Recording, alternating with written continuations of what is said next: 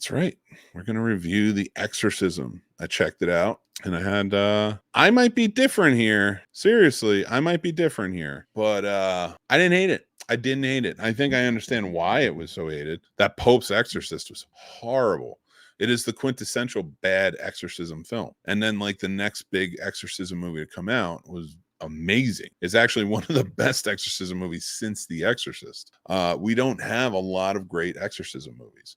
We have some. There's a handful that are really great. Would I say that The Exorcism with Russell Crowe is one of those movies? I would not. But I've seen way more, and I'm talking floods and floods and floods of terrible exorcism movies. Terrible exorcism movies. In fact, most of the good exorcism movies aren't even like super horror. Some of them aren't even horror at all. But like it's the element, like we can't really revisit or get it right when it comes to The Exorcist. And it's not the base of what it was that movie. That's the thing about The Exorcist that really likes haunt you, is like the movie works on so many levels. It's a great, wonderfully made movie. So when you watch it, it's got every component to really scare the hell out of you. And then Exorcist 3, I think, did pick up on it well by bringing the characters back and doing those things. The second one sucked.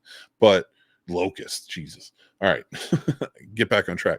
I'm reviewing a movie here, people. So you get this element of two good movies in the franchise.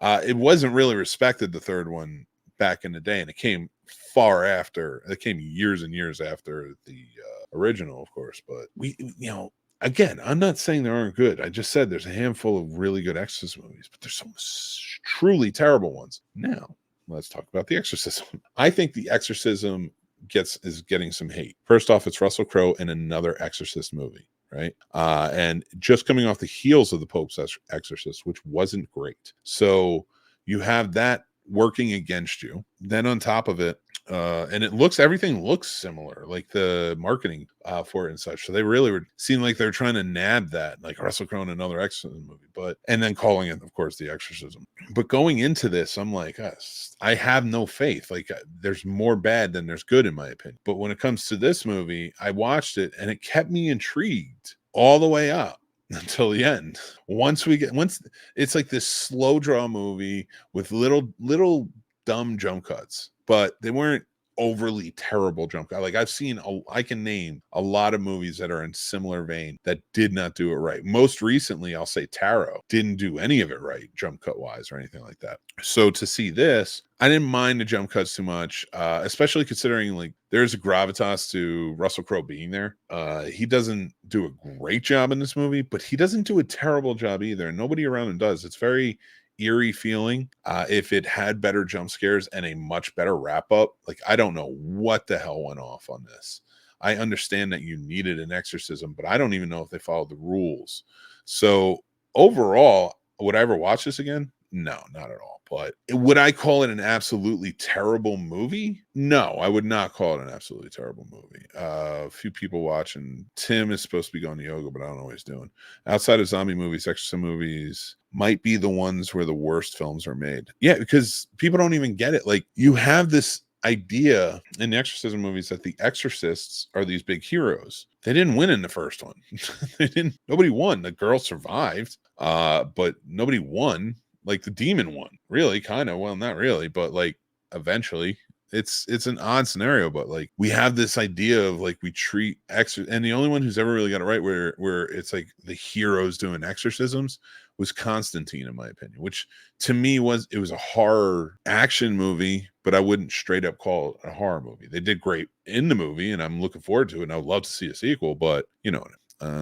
Exorcism Emily Rose was a good one. Yeah, it's not that bad. You want names? You want the names of stuff? Well, no, we're talking about The Exorcism right now, but maybe in the future for a Halloween episode, I'll talk about that.